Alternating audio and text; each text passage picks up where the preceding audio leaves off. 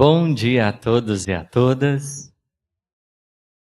É uma alegria, privilégio, uma honra estarmos aqui nesta manhã de sábado para a gente prosear. Eu espero de todo coração que nessa conversa boa, nosso querido apóstolo Paulo, Estevão, Abigail, Gamaliel, essa gente boa do mundo espiritual que hoje fazemos menção, possa estar juntinho de nós. Eu peço desculpas por estar tossindo só um tiquinho, mas vai dar tudo certo. Tá.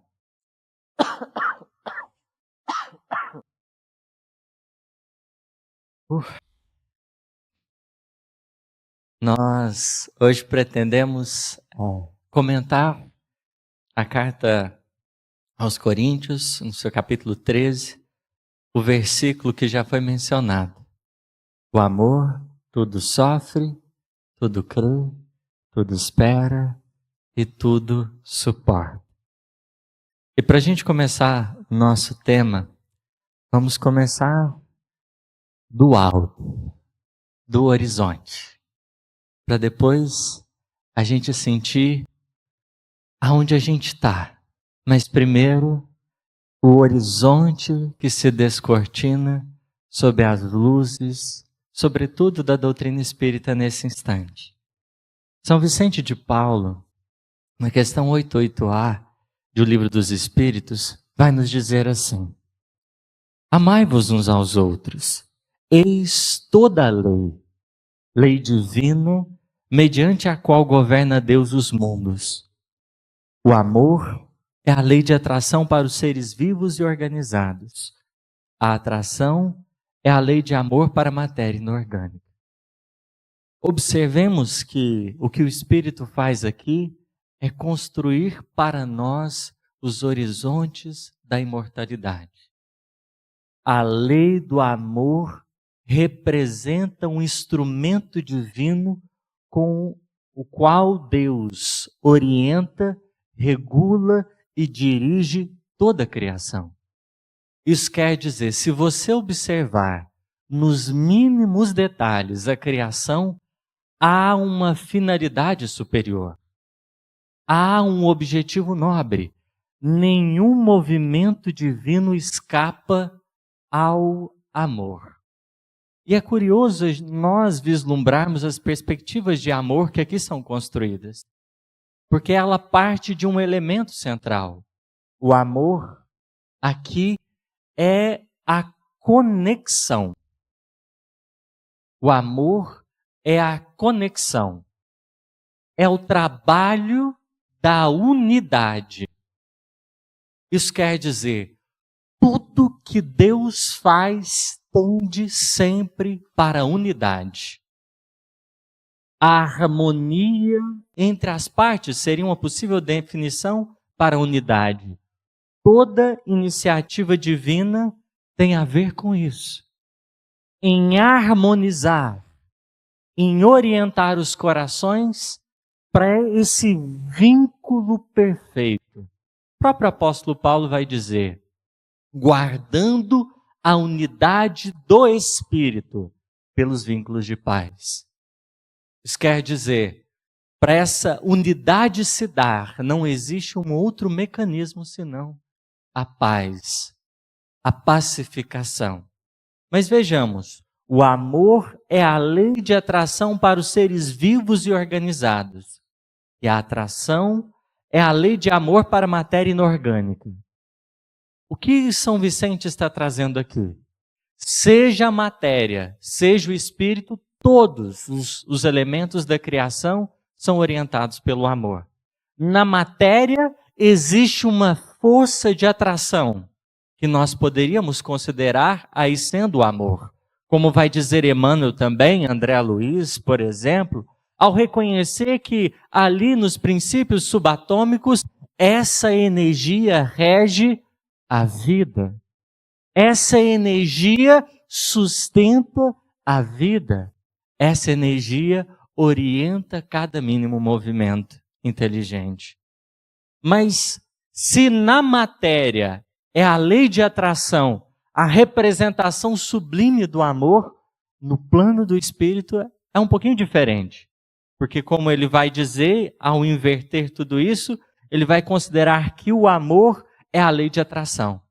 Enquanto na matéria é um determinismo, a aproximação, a conexão, o vínculo, no plano do espírito é a vontade, é a decisão que orienta. Você quer estar perto, quer estar junto, porque você quer. Não existe, por isso, uma imposição, mas o amor se torna a lei de atração porque nós nos dispomos a estar conectados. Na matéria, não. Tudo vai se encadear por uma ordem inexorável. Mas no plano da alma, o amor, ele é uma decisão. O amor é uma decisão. Esses são os horizontes que a doutrina espírita descortina para nós, elevando uma reflexão para o mais alto patamar. Porque se nós pensamos sob as lentes da doutrina espírita, a gente vai ter que atentar-se àquilo que é da ordem do invisível, aquilo que é da ordem do espírito. O nosso paradigma, por exemplo, não pode ser o corpo. O nosso paradigma de amor não pode ser o corpo. Precisa ser a alma na sua imortalidade divina. Seguindo então, depois de analisarmos esse panorama, é justo voltarmos para esse versículo paulino. Porque esse amor que Paulo está falando na carta aos Coríntios está bem relacionado àquilo que São Vicente está descrevendo. Um amor sublime, o amor elevado ao seu mais alto patamar. Se a gente for olhar, parece assim, até bastante idealista. O amor tudo sofre, tudo crê, tudo espera, tudo suporta. Ok, parece bem idealista. Mas se nós olhamos para a nossa vivência diária, parece que existe só uma pequena diferença do nosso amor, do nosso afeto, para essa perspectiva tão sublime erguida aqui pelo apóstolo Paulo. É justo nós destacarmos dois detalhes. Paulo, ele escreve sobre o amor para a comunidade talvez uma das mais depravadas. Segundo, Paulo escreve sobre o amor diante da sua história, aonde nós vamos encontrar os dois piores erros justamente relacionados à comunidade de Corinto. Porque tanto a sua futura noiva, tanto o seu melhor amigo, aos quais ele acabou matando, uma de desgosto e outra pela sua violência, os dois eram dessa mesma comunidade. Uma lição preciosa, talvez, porque ele vai falar desse amor mais sublime diante de corações que talvez não conhecessem a extensão desse amor e diante da própria história que o levaria a considerar os próprios equívocos e os próprios enganos. Mas ele traz esse elevado conceito de amor que o nosso querido amigo Severino Celestino vai tratar mais do início dessa passagem, e a gente ficou aí com a síntese. Porque a gente pode dizer, de tudo aquilo que o apóstolo Paulo vai falando até o final, esse último versículo é como se fosse a síntese daquilo que ele pressupõe. Só que eu gostaria de trabalhar uma primeira pergunta. Porque o amor é essa força divina. E quando a gente pensa nele, tudo sofre, tudo crê, tudo espera e tudo suporta. A primeira pergunta que eu acho que a gente poderia se fazer: quanto é o seu tudo? Quanto é o seu tudo? O quanto você já consegue sofrer? O quanto o seu amor já consegue crer? O quanto o seu amor já consegue esperar? o quanto o seu amor consegue suportar. Porque eu sei que o tudo divino é tudo. Mas se a gente olhar para o nosso tudo humano, talvez não seja tudo. Seja menos um pouco. Às vezes menos do que a gente gostaria. Então a pergunta é: quanto desse tudo já compõe o meu amor e o amor de cada um de nós aqui? Porque o amor divino, eu tenho certeza, você pode fazer as maiores burradas e nem uma vírgula da disposição divina em te amar vai ser mexida. Não se mexe. Tudo sofre, tudo crê, tudo espera, tudo suporta. Você pode fazer as maiores burradas. O divino vai olhar para você e falar assim: vamos recomeçar? Ah, mas eu fiz isso. Não importa. Tudo certo. Vamos recomeçar? Ah, mas a minha vida é... Vamos recomeçar? Porque quanto mais maturidade, mais força. Só que a questão é, nós não estamos aqui simplesmente para cultivar um idealismo que poderia apenas vislumbrar paisagens. A gente está aqui para forjar nossos caracteres. E é por isso que essa pergunta é fundamental. Quanto do nosso tudo já é construído na prática? Quanto desse tudo já é real na nossa vida? Porque às vezes a nossa capacidade ainda de sofrer no amor ainda é limitada. E sem nenhum julgamento. Às vezes a nossa capacidade de suportar nas bases legítimas do amor ainda é limitada. Está tudo certo. Porque nós vamos ver com Lázaro um percurso interessante que o amor vai fazendo na história humana. Diz ele: o amor resume a doutrina de Jesus toda inteira, visto que é o sentimento por excelência. E os sentimentos são os instintos elevados à altura do progresso feito. Então, no ápice, no mais sublime patamar, há o amor. Só que ele é fruto, ele é uma consequência natural de alguma coisa que acontece, de um progresso que é construído, que é estabelecido. E aí continua. Em sua origem, o homem só tem instintos. Quanto mais avançado e corrompido, só tem sensações. Quanto instruído e depurado, tem sentimentos. Então, os patamares que o amor percorre no coração humano, começa no instinto, vai para a sensação e alcança o sentimento. O instinto determina necessidades.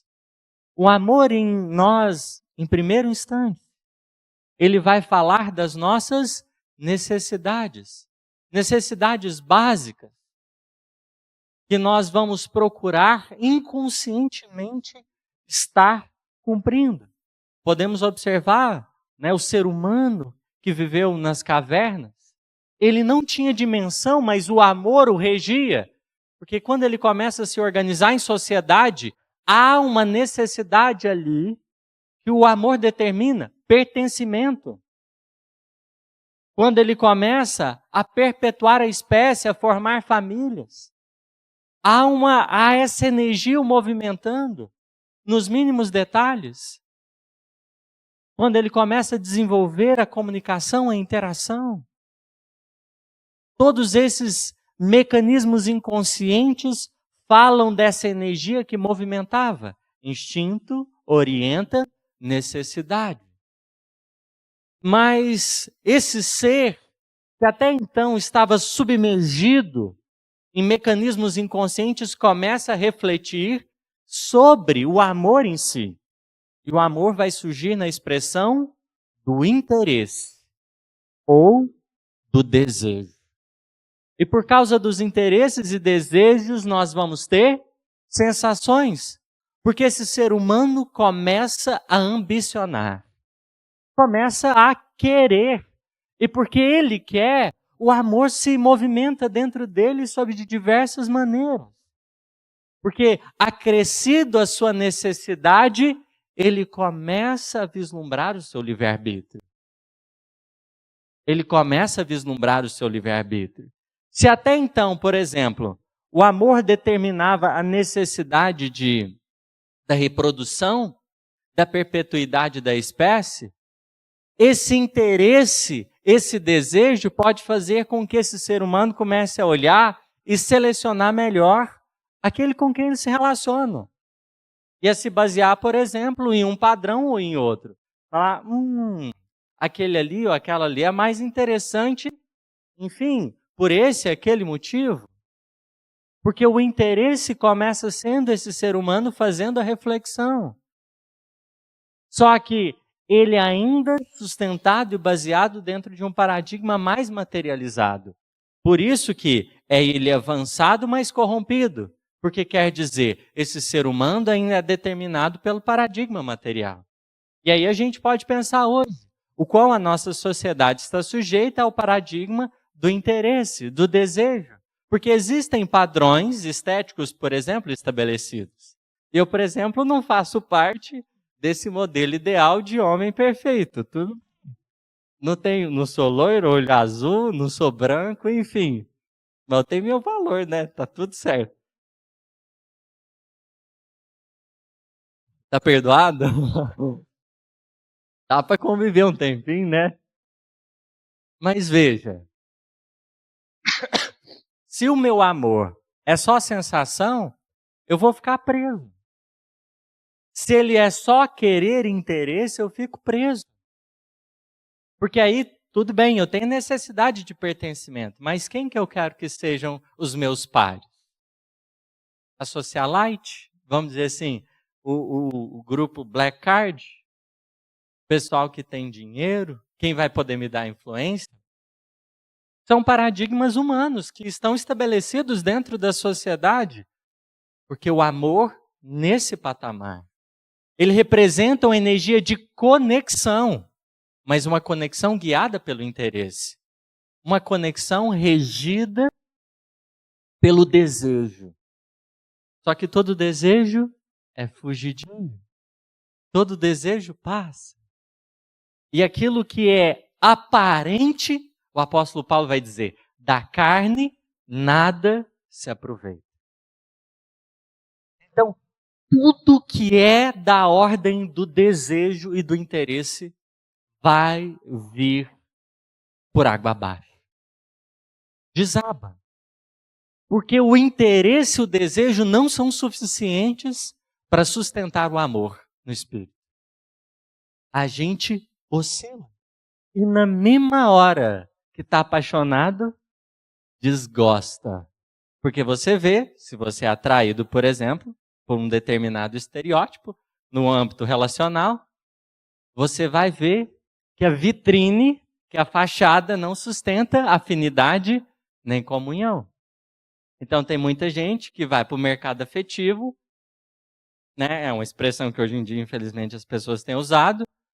Se você for baseado nos estereótipos, você vai ver a fachada, a vitrine não sustenta afinidade nem comunhão. Porque o amor no plano do espírito está relacionado a um outro trem. A um trem muito mais especial. Por isso que o nosso amigo Lázaro, grande Lázaro, ele vai falar a respeito do sentimento como o ponto mais alto.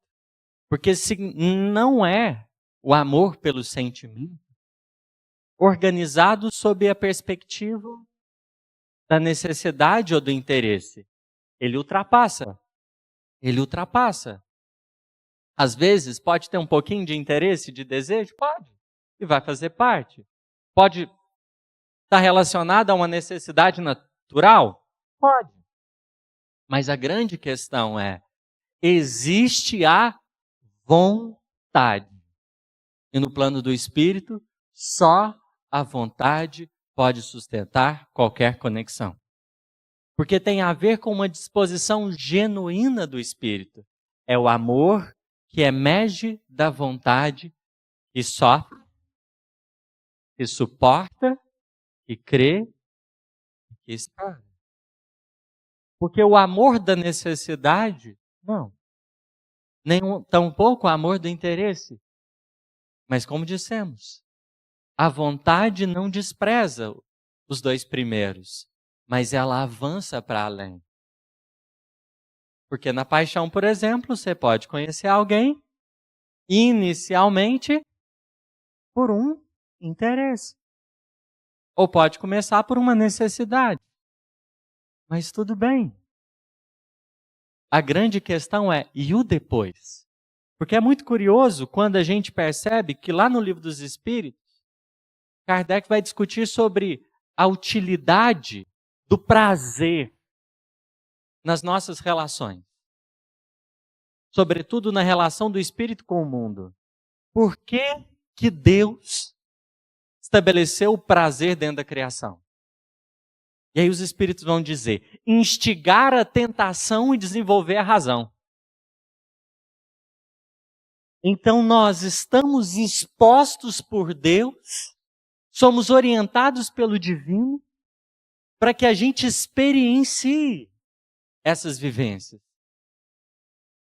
O prazer serve justamente como elemento de vínculo, porque a gente vai se expor pela tentação. Mas tem um elemento central, precisa existir o desenvolvimento da razão. Precisa existir reflexão. E isso é natural que surja com o tempo. Surja com o tempo. Por isso, se a primeira palavra do alfabeto divino é o amor, a segunda, como Lázaro vai dizer, é a reencarnação. Porque é um atestado de que é natural da jornada evolutiva que a nossa noção de amor, ela progrida com as muitas existências. Emmanuel vai dizer que para a gente cientificar-se de uma experiência é justo nos indagarmos quantas horas a gente tem vivendo aquela determinada experiência. Para a gente ter dimensão do que ela representa, é justo a gente pensar quanto tempo investido tem aqui. A gente pode pensar de forma mais prática. Quantos casamentos você já teve nessas muitas existências até aqui, por exemplo? Quantas amizades? Quantos vínculos, quantas conexões já foram estabelecidas até aqui? Porque um espírito puro é um espírito que deve ter pelo menos o quê? Uns milhões de cônjuges na ficha dele assim, ó, de afetos. Já conviveu com cada bagaceira assim, cada coração. E quando ele olha para trás, ele pensa assim, meu Deus, álbum de figurinha aqui, não é possível. Olha lá, mundo primitivo, eu estava convivendo com aquela pessoinha abençoada. Prova e expiação, olha aqui onde que eu estava com a cabeça. Imaginemos. Porque vai ser natural. E é muito curioso a gente trabalhar até a universalidade, não é? André Luiz, quando ele percebe que perdeu o lugar quentinho dele da cama, lá no mundo espiritual, dá uma zebrinha. Porque ele pensa assim, oi,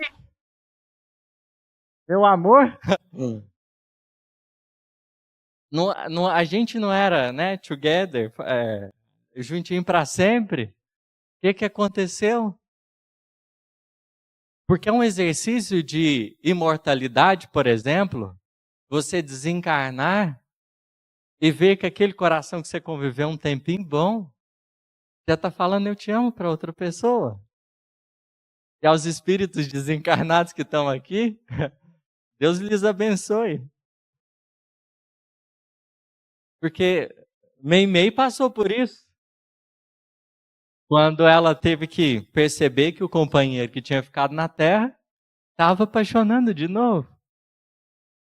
Mas olha o dinamismo das relações. Porque tudo vai tender para o amor. Tudo vai tender para o amor. Todo investimento divino. Só que a gente é chamado a construir sentimento. Não interesse, não simplesmente desejo, não simplesmente necessidade. Não é porque eu estou carente, porque eu preciso pertencer, não é porque eu quero. Existe uma reflexão mais consciente e mais profunda nisso tudo. E é por isso que surge a palavra reencarnação. Porque essa força em nós vai se educar. Emmanuel, por exemplo, lá no Palavras de Vida Eterna, e aí a gente vai percorrer por 2 mensagens dele aqui. Ele vai comentar esse versículo paulino e ele vai dizer assim, ó: o noticiário terrestre reporta-se diariamente a desvairos cometidos em nome do amor. Então ele está falando assim, se a gente ligar o jornal, tem muita coisa que está ali, se a gente for entrevistar quem cometeu, a pessoa vai falar assim, não, é porque eu amava fulano. É porque eu amava ciclano. Por isso que eu fiz isso. Por isso que eu cometi aquilo. E aí ele vai dizer, homicídios são perpetrados publicamente. Às vezes alguém, falar assim, eu amo a minha família, eu honro o nome dela, eu vou lá matar quem prejudicou um da gente. Em nome do amor eu vou matar o outro. Em nome do amor, eu vou lá matar aquele que é de uma religião diferente. Aquele que tem uma orientação sexual diferente. Porque não é possível que exista outras coisas além do meu paradigma. Suicídios sulcam de pranto e desolação a rota de lares esperançosos.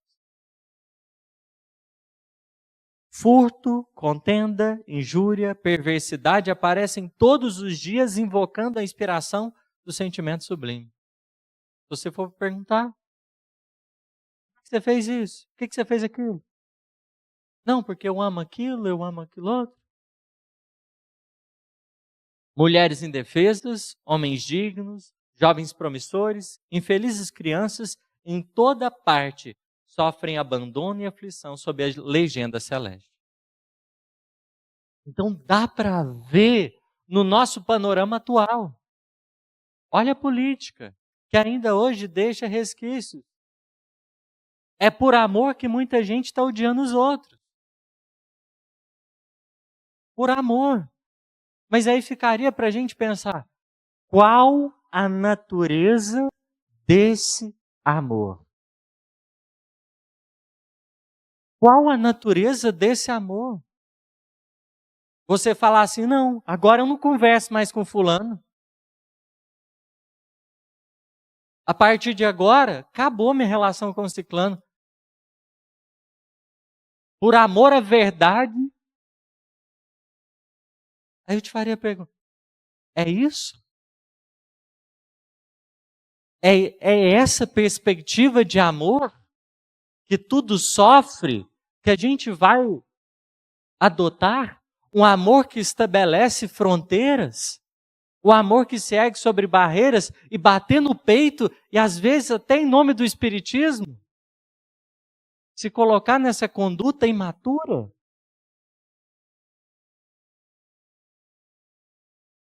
Nessa postura inconsequente? Olha o que Emmanuel vai dizer. Entretanto, só o egoísmo, traduzindo o apego da alma ao bem próprio, é que patrocina os golpes da delinquência. Os enganos da posse, os erros da impulsividade, os desacertos da pressa. Porque a questão do egoísta não é que falta amor para ele. A questão do egoísta é que excede o amor por ele mesmo. E nesse sentido, como Emmanuel está dizendo, é esse apego que ainda denota a nossa inferioridade. Porque a gente pode crescer em princípios, mas o amor pede para crescer em dimensão. Esse é o desafio do afeto. Começa com a gambiarra biológica. Deus te coloca numa família. É um empurrãozinho falando assim, vai lá. Gambiarra. Porque a gente precisa lembrar, o que é do Espírito, é do Espírito. O que é da carne, é da carne. Nem toda relação biológica vira relação espiritual. Gambiarra. Só que é gambiarra divina. Porque dá mais certo do que errado. Há um empurrãozinho celeste para as relações, para os encontros. E nesse sentido, a reencarnação trabalha com uma coisa chamada pedagogia das posições. Pedagogia das posições. Isso quer dizer, você nunca vai ficar no mesmo lugar. Você vai visitar todos os lugares sociais possíveis. Por quê? Porque isso dá complexidade para o seu afeto. Porque se eu encarno numa existência e falo assim, o meu grupo é esse, eu faço parte dessa cultura, aí vem a mão da desencarnação, você entra para a fila, vai lá, faz o credenciamento, o check-in, beleza, puf, encarna. Aí você vai mudar de cultura. Se antes você falava assim, eu sou desse grupo, aí você encarnou no outro grupo, noutra cultura, o que você vai começar a fazer? Agora eu sou desse. Vira folha? Não. Mecanismo divino de amadurecimento. Porque a gente vai visitando os contrastes. Para que a nossa percepção de realidade ela não esteja estigmatizada. Só que é claro, no trânsito reencarnatório, o espírito faz o quê? Carrega às vezes alguns preconceitos. Então ele mesmo pode não se perceber da forma mais profunda na posição que agora ele se encontra. E pode pensar, what? O quê? Por que eu vim parar nessa condição, desse jeito, sob essa conjuntura? Mas há uma coreografia divina que faz a gente mudar de papel. Papel pedagógico. Porque a experiência, no dizer de Jesus, revela tudo no momento devido. Deus não precisa ficar batendo cabeça com a gente. Falando, seu ignorante, burro. É só você reencarnar. E você começa a pagar a língua até não poder mais. Eu nunca vou amar pessoas de tal jeito. Ih, meu amigo, te prepara. Deus é bom.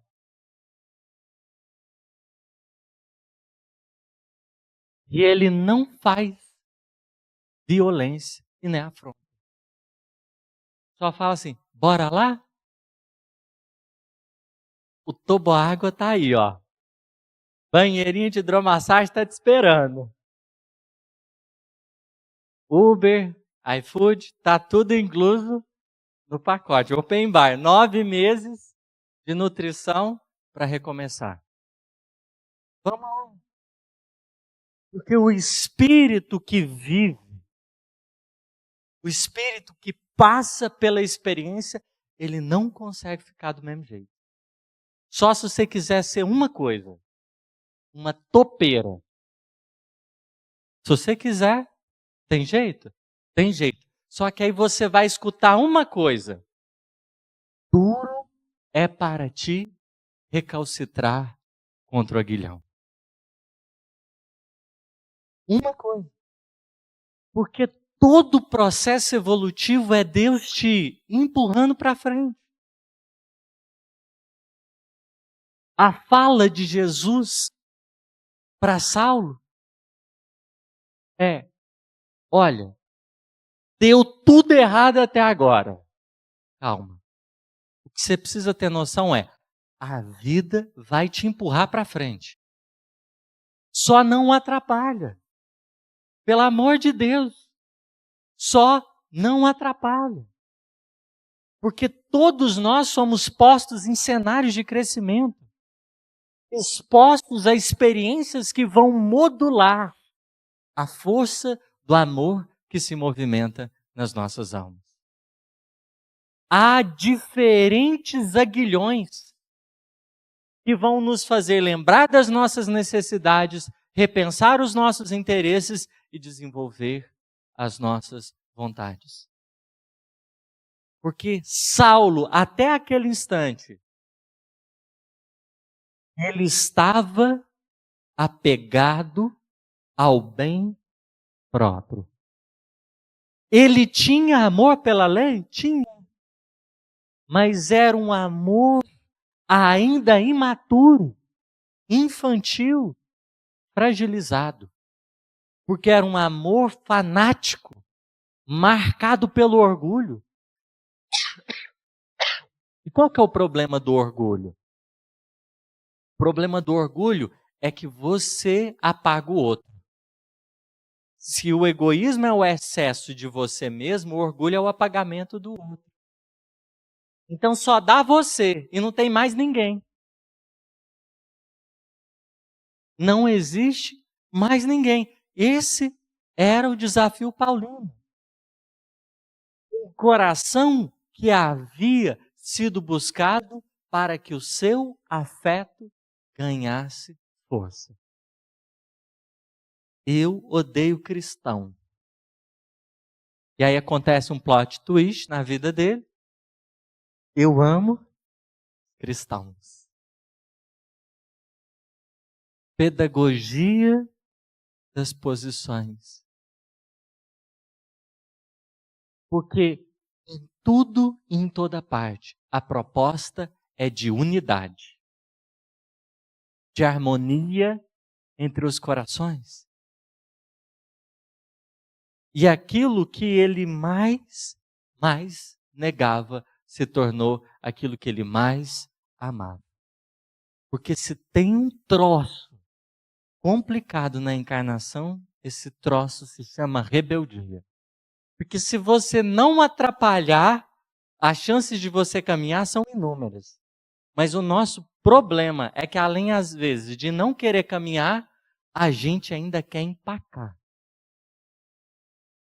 E aí dá uma trabalheira, porque a pior sensação do espírito não é só perceber o tempo desaproveitado.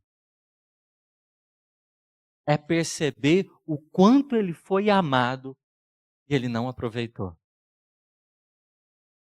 O quanto ele foi cuidado e ele não se deu conta. Não é simplesmente questão de tempo, é de afeto. Porque todo o progresso divino é alguém entra na sua vida. As conjunturas são corações que são postos, são encontros. E é através dos encontros que os objetivos divinos se costuram. Assim foram as comunidades paulinas. Que não eram igrejas, eram corações que se amavam.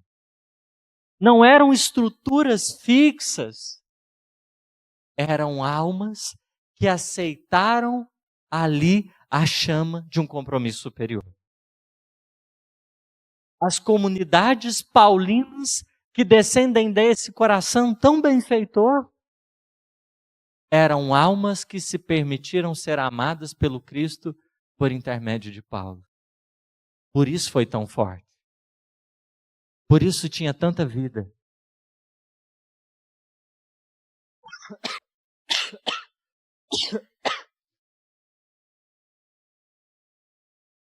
Emmanuel vai dizer: apenas o egoísmo gera ciúme e despeito, vingança e discórdia, acusação e cegueira.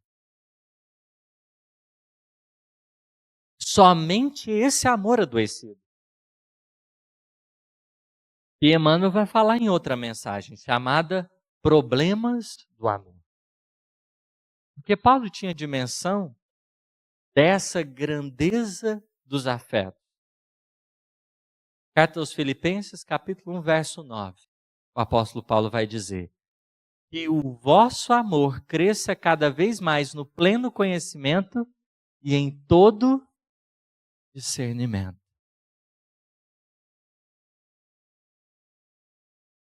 Tem dois elementos para o amor crescer: no conhecimento e no discernimento. Conhecimento. Como é que você conhece o amor? É lendo? Abrindo os manuais? Não. Como você conhece o amor? Qual que é o mecanismo divino para que a gente conheça o amor? A vida, experimentação. Mas não é só conhecimento, não é só viver experiência. Precisa existir discernimento. Aí é onde entra a reflexão. O que a gente estuda sobre amor, o que a gente vai colhendo de bagagem espiritual a partir daquilo que a gente vai vivendo. Paulo está chamando a comunidade para crescer. Tem que crescer. Não pode permanecer estático. Precisa alargar-se.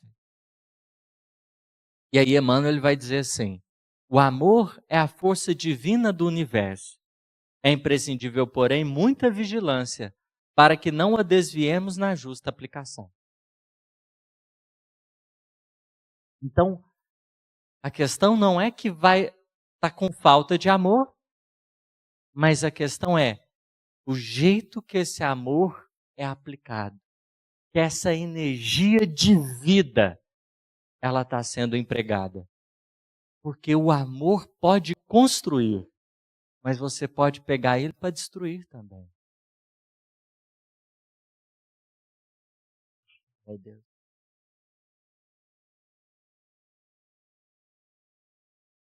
Quando um homem se devota, olha o que Emmanuel vai dizer, de maneira absoluta, aos seus cofres perecíveis, essa energia no coração dele denomina-se avareza. Então, o que é o avarento? O avarento é aquele que ama muito, muito, muito o que tem. A tal ponto que ele pode passar por cima de um monte de pessoas para defender aquilo que ele tem. Se alguém, em alguma medida, se aproximar querendo aquilo que ele tem, ele pode destruir. Sem, naquele instante, nenhum remorso. Porque ele vai achar que está fazendo tudo em nome do quê? Do amor. Só depois ter a dimensão da truculência da alma dele para defender o que não é dele. Porque a questão é, se você está perto de desencarnar, e a gente sabe que a média de cabelo branco aqui hoje,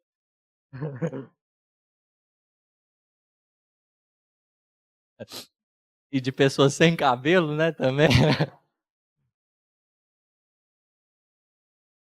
ela é grande. Se você está perto, na porta, ou está sentindo aquele friozinho chegando, a questão é, começa a desfazer as suas malas.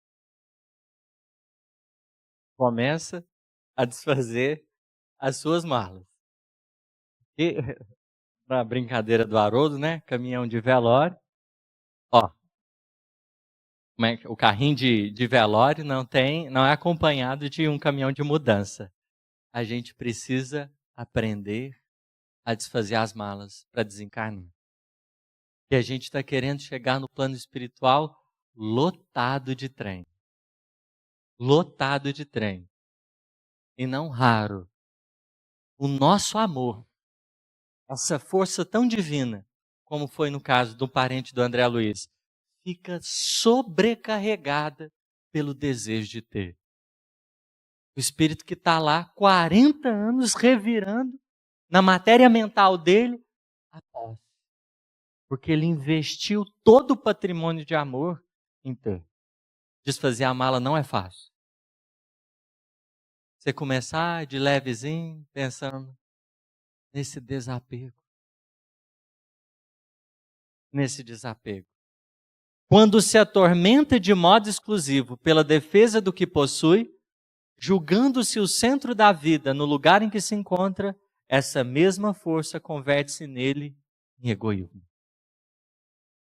Então, se você se coloca nesse lugar de centralidade e tem um amor por estar nesse lugar, essa energia interna se chama egoísmo. E é muito curioso, porque quando a gente vai conversar com o egoísta, dá para perceber que ele não tem dimensão do estrago que ele faz. Ele não tem dimensão, porque ele está meio salvo. 15 minutos de paciência. Lembra? O amor tudo sofre, tudo espera,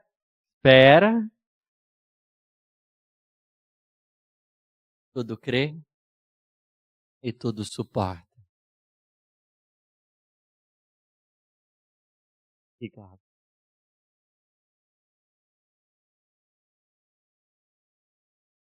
Então, esses dias para trás, estava numa reunião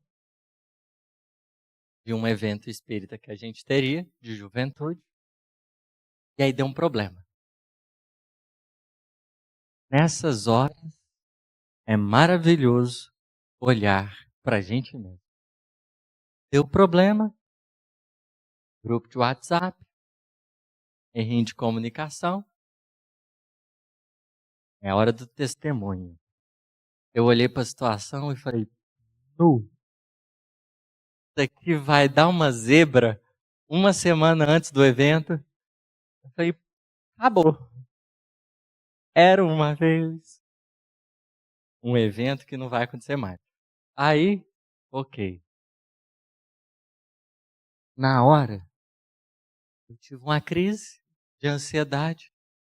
Eu não fiz nada. Eu falei assim, qualquer coisa que eu fizer aqui vai dar errado. Porque o amor é cirúrgico e preciso. Quando você já assumiu, construiu, forjou esse lugar. Senão, a tendência de você fazer uma bagunça é absurda. Não precisa de muito, não. Não precisa de muito. Aí, ao invés de resolver, de fazer alguma coisa, eu falei assim, eu reconheço que o meu amor ainda precisa dar uma amadurecida. Deixa eu fazer uma prece. Eu me recolhi, fiz uma prece. Eu escutei no meu mundo interior Jesus dizendo assim, cala a boca. Muito ajuda quem não atrapalha. Aí eu falei, opa, pronto. O que eu fiz? Nada. E os trem se resolveu? Resolveu. Às vezes o nosso desafio é o quê? Entender esse amor que espera. Porque é o amor que sabe recolher-se. O amor que sabe recolher-se. Para que outros corações possam aparecer. Para que o plano divino possa se manifestar. Porque se você não der espaço, como é que chega? Auxílio, como é que chega suporte?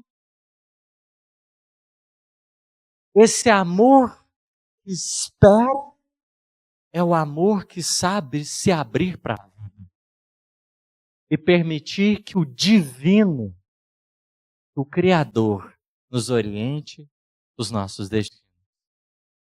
Porque é o amor que entende que a gente tem o nosso lugar, mas além do nosso lugar, há o lugar de tantos outros. Não é fácil. Não é fácil esperar. Porque o contrário da espera é a precipitação. E quantas vezes a gente não é precipitado? Toma os pés pelas mãos e acaba ferindo, acaba desorganizando coisas que não tinha necessidade. Porque a questão é, o nosso amor, quando vai amadurecendo, é capaz de trabalhar em perfeita harmonia com o amor de Deus, com o amor das pessoas. Nesse vínculo, nessa conexão. Só que não é fácil. E às vezes você mete os pés pelas mãos e o que a vida faz? Recomeçar. Então, deu tudo errado. Você foi lá, agiu na hora que não precisava, e o que a providência divina faz? Vai encontrar um outro caminho. Porque o amor divino, no dizer de Meimei, tem estradas aonde o mundo sequer viu caminhos.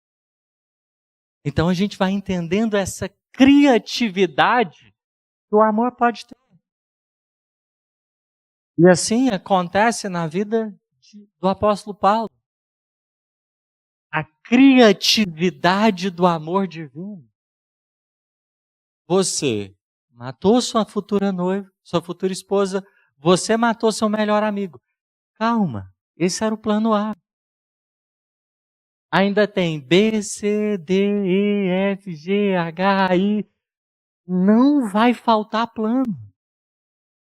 Porque o universo é moral e tudo é dirigido pelo amor.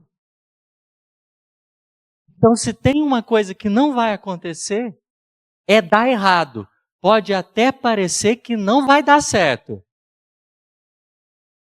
Mas os mecanismos divinos dizem assim, tudo bem, o primeiro tempo estamos perdendo de goleada.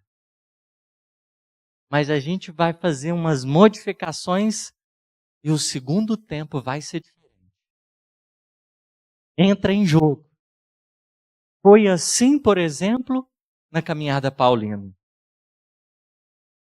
O segundo tempo, segunda parte do Paulo e Estevão, você vê os inumeráveis recursos do amor, espera. O amor que se retrai, mas agora do amor que tudo suporta. Tudo suporta. Porque suporta vem de suporte. O que é dar suporte? Precisou de ajuda? Você vai lá dar recurso. Precisou de ajuda? Você vai lá dar recurso. Precisou de ajuda? Você vai lá e dá recurso. Emmanuel vai trazer para a gente. Quem assessorou do início ao fim a tarefa paulina? Estevão. Quem era o suporte? Paulo estava vivendo situação A. Quem era suporte? Estevão. Vivendo problema B. Suporte? Estevão. Junto com Abigail. Pensa que time. Que jogo. Porque para você viver o clima das reparações, só sendo nutrido espiritualmente para você ficar de pé. Porque senão você vai se tornar uma pessoa extremamente carente.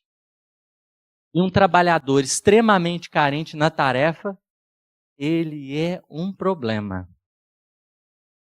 Porque ele vai demandar tanto, porque ele é aquela pessoa que nunca vai tomar iniciativa, mas vai esperar que todo mundo faça as coisas. Mas o fulano fez aquilo, o ciclano não fez aquilo outro. Ele sempre vai caminhar pela ausência. O amor tudo suporta, porque ele nutre a alma de vigor para viver as bagaceiras, os B.O., que em alguma medida a experiência evolutiva nos coloca. Nutrição. O amor que tudo suporta é o amor da nutrição. Você nunca está sozinho. A sua harmonia, a sua conexão, o seu vínculo te colocam em profunda ligação com quem você ama. E a partir desse instante, você percebe que existe vigor, força interna. Porque Já pararam para pensar se Paulo fosse carente? Rapaz, ele começou carente, porque a primeira vez que ele vai pregar na sinagoga e o pessoal não escuta ele, pensa num Paulo dengoso. No! Tipo, oh Jesus, ele não me ouviu. Sabe, aquela criança que só olha para ela e fala, meu Deus, vem, deixa eu te dar colo. Porque o primeiro percurso no amor paulino, a primeira preocupação, ó, a plaquinha vai levantar, 5 minutos. Tá acabando, gente. Paciência aí. A mão. O primeiro percurso de Jesus foi nutrir Paulo de afeto. Primeira coisa, porque vazio ninguém faz nada. Ninguém faz. E ele deu com os burros na água. Por querer fazer alguma coisa vazia. É nutrido, é afagado, é protegido. É uma alma que se sente segura, que tem as suas necessidades psicológicas atendidas, ela produz demais no campo do bem. Porque senão vai se tornar um coração, infelizmente, um coração ressentido. Eu fiz por aqueles excomungados e olha lá a gratidão deles.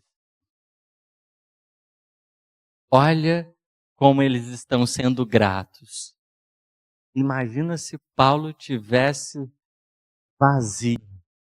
Que trabalheira Jesus não teria para trabalhar as mágoas na alma dele. E assim, num primeiro momento, tinha uma meia dúzia que aceitava ele e um punhado bom de gente contra ele. Um coração que não está nutrido dá muito trabalho. Porque ele está sujeito a exigir, ele está sujeito a cobrar, ele está sujeito a se ressentir. É preciso conhecer nesse amor que tudo suporta, o amor que tudo crê. A confiança no afeto. Porque se você é amado, se essa memória interna te marca, se você carrega consigo esse suprimento divino, a fidelidade é uma marca importante a desabrochar na nossa trajetória. Porque a gente vai se sentindo totalmente seguro e espontâneo. E você faz e pronto. Faz e prossegue. Porque a pior coisa do mundo é lidar com gente que te cobra tudo. Ah, mas eu fiz por você isso e aquilo. Ah, eu deixei de viver. Quantidade de pai que hoje direciona uns boletos emocionais para os filhos. Porque eu não fiz isso por sua culpa. Eu deixei de viver aquele sonho porque você nasceu. Pelo amor de Deus. Que coração carente que é esse? Que tipo de necessidade não está sendo preenchida, cuidada? Porque é muito alta essa conta. E é muito pesado esse fardo. Só o amor que tudo crê dá a liberdade para que o outro possa ser. Porque é um amor fiel no sim e no não. Na presença e na ausência. Mas precisa partir de um coração nutrido. Para a gente chegar no ápice, e a gente encerra aqui, é o amor que tudo sofre. O amor que tudo sofre. Que a alegria do nascimento vai ser mais forte e mais pura do que a dor da partida. Que a alegria que poder estar junto vai ser muito mais forte e profunda do que os desafios das imperfeições. É esse amor resistente que foi forjado na lágrima, no sorriso. No dia bom, no dia mau. É o amor do acerto, o amor do erro, que se convertem em aproveitamento. Esse amor tudo sofre, mas é um amor que vive perrengue. É um amor que não se aparta da crise, da tensão. No instante que a corda estica, no instante que desaprova. Porque o amor paulino não é frágil. É um amor que confia, é um amor que espera, é um amor presente, porque sabe recomeçar. E o que eu desejaria, todos vocês, como tenho desejado a mim mesmo todos os dias, é que o nosso amor cresça. Que a gente viva os nossos BOs, as nossas bagaceiras, os desafios com a dignidade de um coração que não se esquece. Nós estamos aqui para gravitar em torno da unidade divina. Que o seu amor te conecte cada vez mais com o amor divino e te permita estar cada vez mais próximo das pessoas e dos corações, independente da política, independente das condições sexuais, independente das condições familiares, independente das condições étnicas, raciais, e o nosso amor possa traduzir esse compromisso profundo. Que Jesus veio de forma simples, singela, mas muito madura, dizer assim, olha, vive e aprende que o amor está sobretudo cunhado na vontade de compartilhar a vida maior. Obrigado pela paciência e pela misericórdia de vocês.